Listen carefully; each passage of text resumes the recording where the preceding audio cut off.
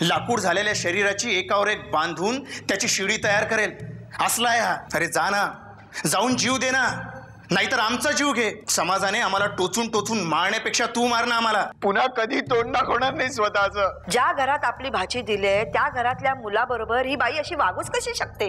मी त्यांना भेटून जाब विचारणारच आहे. आता 4 दिवस तीच बातमी पेपर मध्ये येईल. ते चॅनल वाले लोक आपली प्रतिक्रिया विचारायला दारावर येऊ नयेत म्हणजे मिळवलं. तुला प्रतीक एवढा आवडत होता तर का नाही लग्न केलंस तू त्याच्याशी? प्रिया, अगं एकाच वेळी तू तिघांच्या आयुष्याशी खेळतेस. प्रिया अख्खी बहीणच ना ग तू, लाज नाही वाटली? प्रियामध्ये मला जराही इंटरेस्ट नाही. तुला तुझी बहीण सुखी हवी असेल तर तू माझ्याशी संबंध ठेवले नाहीस तर प्रिया कधी सुखी होणार नाही असं म्हणाला हा निर्लज्ज माणूस मला. नाही तरी सुद्धा ती इथे यायला नकार देत असेल तर आपण जाऊ तिकडे आणि तिची समजूत घालून तिला परत घेऊन येऊ.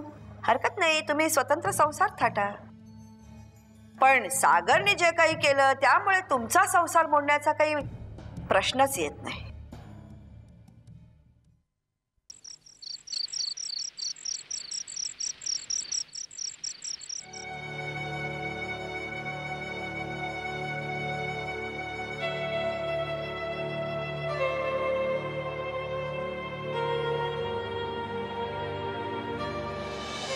कसं आहे बेटा, ज्याच्या बाबतीत जे घडायचं ते घडतंच.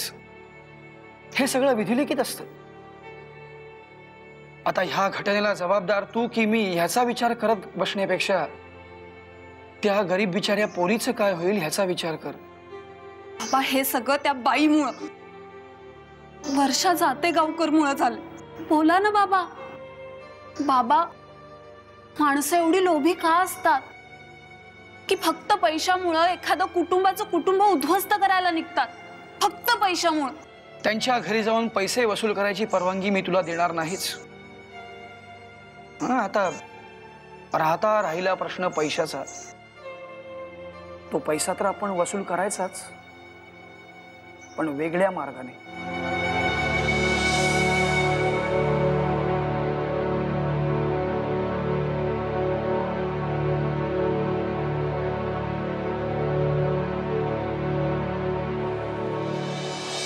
अगं ज्या व्यक्तीबद्दल तुला किंचितही प्रेम वाटत नाही त्याला ह्याची जाणीवही करू न देता त्याच्याशी प्रेमाचं नाटक करणं म्हणजे तारेवरची कसरत आहे बेटा. आणि समजा समजा तू हे नाटक यशस्वीपणे वठवलंस तर ते किती दिवस शक्य आहे? सीमा बेटा एक सांगतो,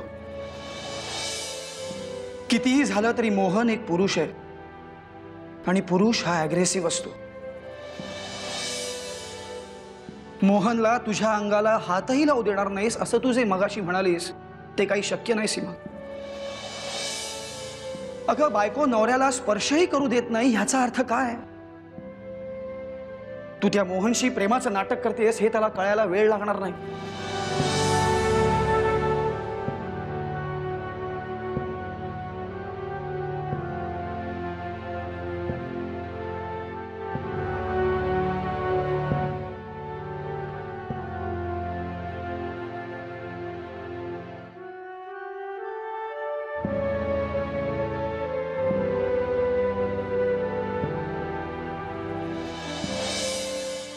सीमा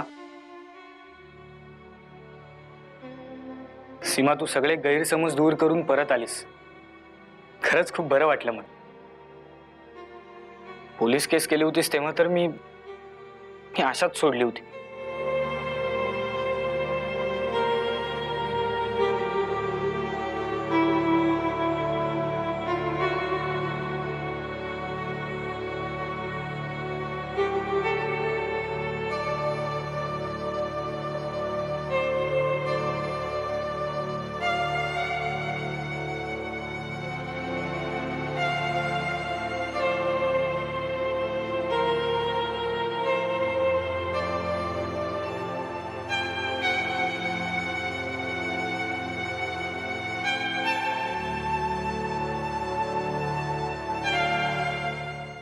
आता खरी छान दिसतीयस. हे पुन्हा असा वेडेपणा नाही ना करणार? नाही. सीमा, त्या राहुल देशपांडेचं काय झालं? नाही म्हणजे सापडला का तो? नाही. त्यांच्या कुटुंबाची फारच दुर्दशा झालीये. असं झालं ते खरंच खूप वाईट झालं. पण याच्यामध्ये माझा काहीच दोष नाहीये, ह्याची खात्री पटली आहे ना तुझ्या? हो, म्हणूनच मी परत आले. तुमचा काही दोष नाहीये हे स्वतःच्या मनाला पटवून देताना थोडा त्रास झाला, पण नशिबाचाच खेळ आहे असं म्हणून मी विसरून गेले.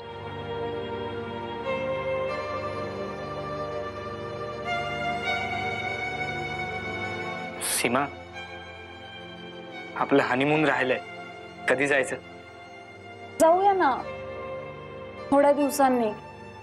म्हणजे मला जरा मानसिक दृष्ट्या स्थिर स्थावर होऊ दे, मग जाऊया. तुमचं माझ्यावर खरं प्रेम असेल तर तुम्ही पेशन्स ठेवाल. हो. आहे ना तुमचं खरं प्रेम? हो आहे.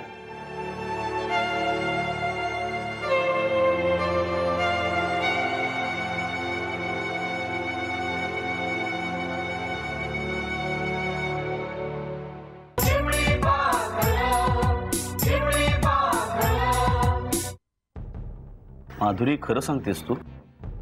मी काय खोटं बोलते? नाही, पण प्रतीक तुला कधी भेटला प्रियाबद्दल बोलायला? प्रिया जेव्हा घर सोडून आली होती त्याचं खरं कारण विचारायला मी प्रतीकला भेटले होते. तेव्हा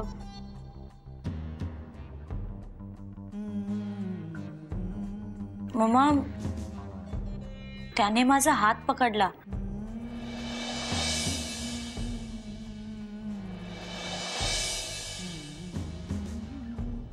काय करावं मला काही सुचलंच नाही.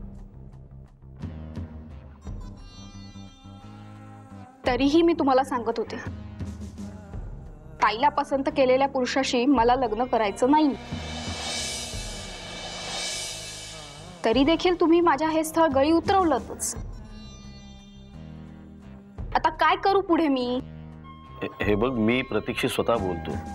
आणि हा प्रकार काय आहे तू कळलाच पाहिजे आपल्याला.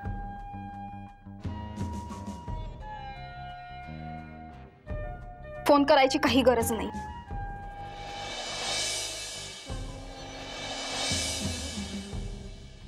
मी अशा माणसाबरोबर अजिबात राहू शकत नाही. मी उद्याच वकिलांकडे चालले.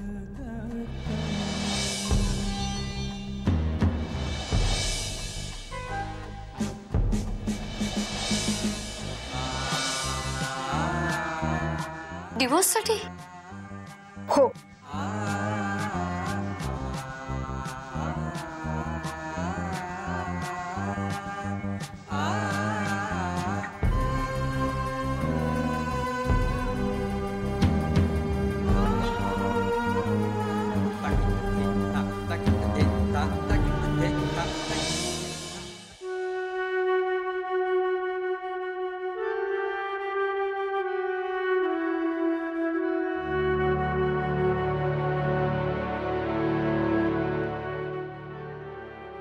अवी, तू काहीच सांगत नाहीयेस. याचा अर्थ तुमचं सगळं व्यवस्थित चाललेलं आहे असं मी समजतो. पण मग जर असं असेल तर तू ऑफिसला जाणं बंद का केलंस?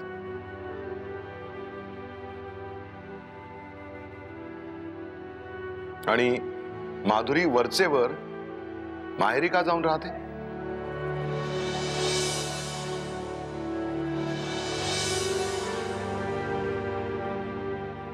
काय रे आवी, अरे बोल ना काहीतरी.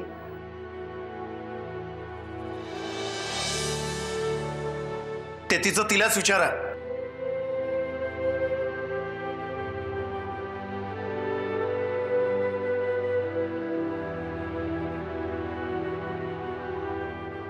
मला एक कळत नाही, तुम्ही त्याला सारखं खोदून खोदून का विचारताय?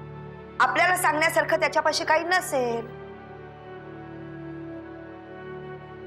हे बघा, त्यांनी स्वतःच्या मर्जीने लग्न केलं ना, मग त्याची इच्छा नाही तोपर्यंत आपण त्यांच्या भानगडीत पडण्याचं आपल्याला काहीही कारण नाही.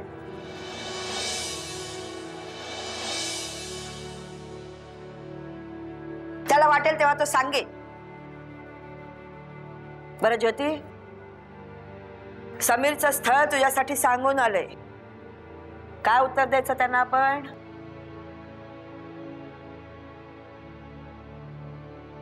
त्यांना थांबायला सांगायचं की काय सांगायचं? काय ग ज्योती, तू गप्प आहेस याचा अर्थ येत्या रविवारी पाहण्याचा कार्यक्रम ठरवायचा का? चालेल.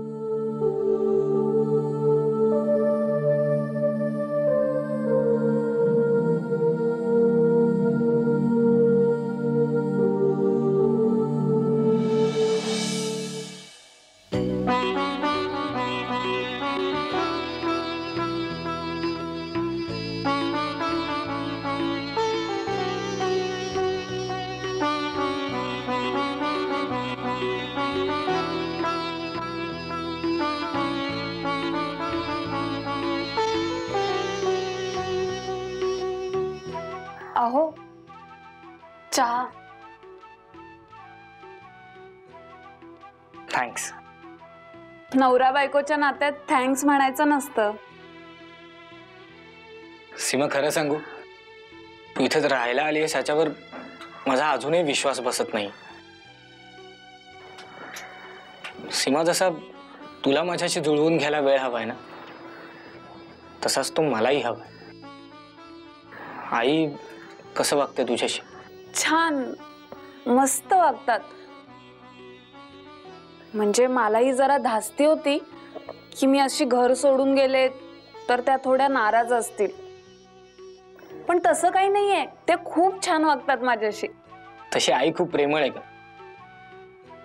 हा, तिचा हट्टीपणा कधी कधी डोईजड होतो एवढंच. सीमा, माझे वडील खूप लवकर गेले. त्यानंतर आईनेच माझा सांभाळ केला, माझे सगळे हट्ट पुरवले. एवढंच नाही तर मला वडील नाहीये त्याची जाणीव सुद्धा होऊ दिली नाही तिने कधी. आणि म्हणूनच मी तिचं मन कधी दुखवत नाही. ती सांगेल ते सगळं ऐकतो. हा, तिच्या काही काही गोष्टी पटत नाहीत मला, पण मग तिचं मन दुखावू नये म्हणून तिच्या समाधानासाठी मी सगळं पटवून घेत. माझं लग्न झाल्यावर मी बायकोच्या पूर्णपणे अधीन होईन, तिचंच ऐकेन, आईकडे दुर्लक्ष करेन असं वाटलं होतं तिला. तिने हुंड्यासाठी हट्ट धरला तो याच कारणामुळे की जर मुलानेच विचारलं नाही तर पुढचं आयुष्य काढण्यासाठी गाठीशी पैसे असायला हवेत ना. आईंनी त्या पैशांचं काय केलं? काही नाही, आहेत तिच्या बँक अकाउंटमध्ये. ते तू केलेली केस मिटवण्यासाठी भोसलेला 50,000 रुपये त्यातलेच दिले. मला थोडे पैसे हवे होते, तर आई देतील मला? अगं आई कशाला, मी देतो ना. आणि घर खर्चाला असे किती पैसे लागणार आहेत सांग, किती हवेत? नाही नाही, घर खर्चासाठी नाही, मला थोडी मोठी अमाऊंट हवी होती म्हणून विचारलं. मोठी अमाऊंट कशासाठी? घरात बसून कंटाळा येतो. मी पेपरमध्ये जाहिरात वाचली होती, एका प्रोडक्टसाठी काही एजंट नेमायचे, तर मी त्यांना फोन केला होता एजन्सी घ्यायला, तर त्यासाठी 2 लाख रुपये भरावे लागतील म्हणून विचारलं. तू आईला विचारून बघ मग. नाही ना तर मग मीच विचारतो आईला. चल येतो मी. बाय.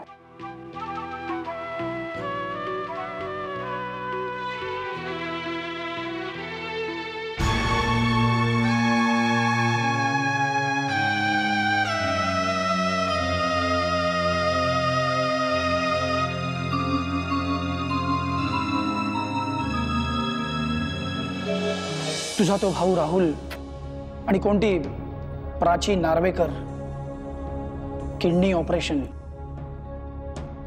या सगळ्या गोष्टींचा एकमेकांशी नक्की काहीतरी संबंध आहे.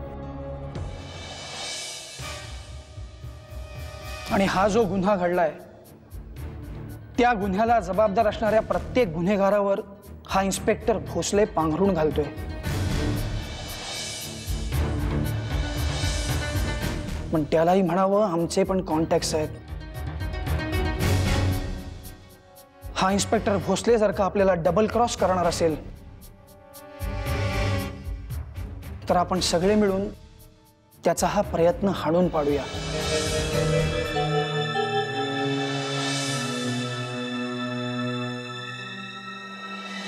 तुम्ही पोलीस कंप्लेंट करा की आणखी काही करा, तुम्ही माझं काहीही वाकडं करू शकणार नाही.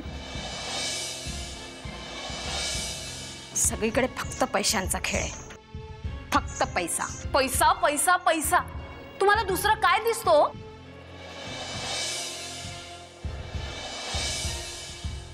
तुम्ही पैशासाठी एखाद्याचा जीव सुद्धा घ्या. आधी त्या राहुलचं आयुष्य उद्ध्वस्त केलं आणि आता त्याच्या आईचा जीव घेतलात तुम्ही. काय बोलते सीमा तू? बरोबर तेच बोलतेय मी. राहुलची आई गेली ना, त्याला तुम्हीच जबाबदार आहात. तुमची मुलगी बरळते आवरायला.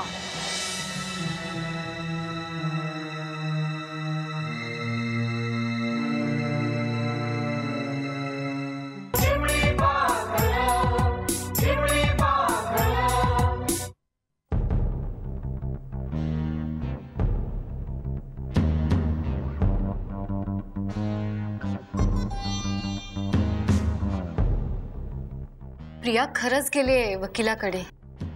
आणि हा प्रतीक माझाही फोन घेत नाहीये. आपण स्वतः जाऊन विचारूया का स्पष्टपणे त्याला? आता त्याला काय स्पष्टपणे विचारायचंय?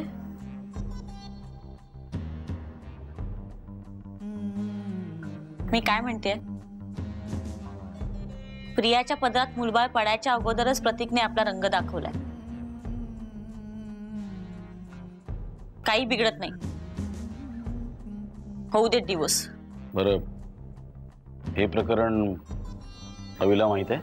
नाही, मी नाही सांगितलं अविला. खरं तर मम्मा, मी तुम्हालाही नव्हते सांगणार, पण प्रियानेच माझ्यावर असे आरोप केले की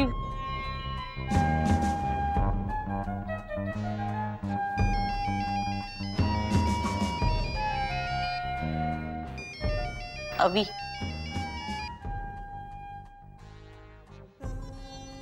हा अवी बोल. काय? तू माझ्या बाबतीत असं कसं बोलू शकतोस? अरे अवी, एक मिनिट अवी, मी घरी येते, मग आपण बोलू.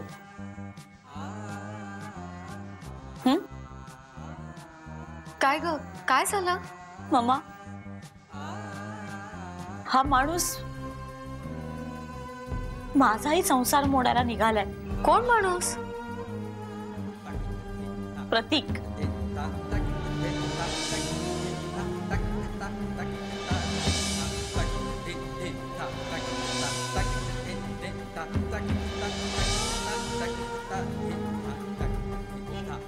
त्याने अवीला फोन करून सांगितलं, तुझ्या बायकोला सांभाळ.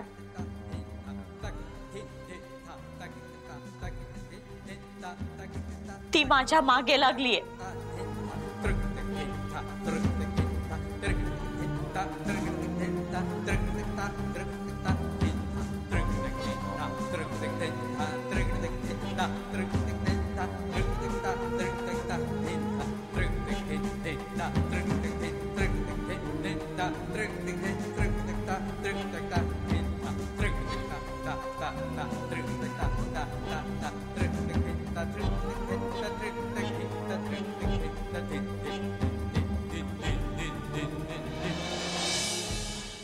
प्रतीकला फोन झाल्यावर मी लगेचच तुला फोन केला.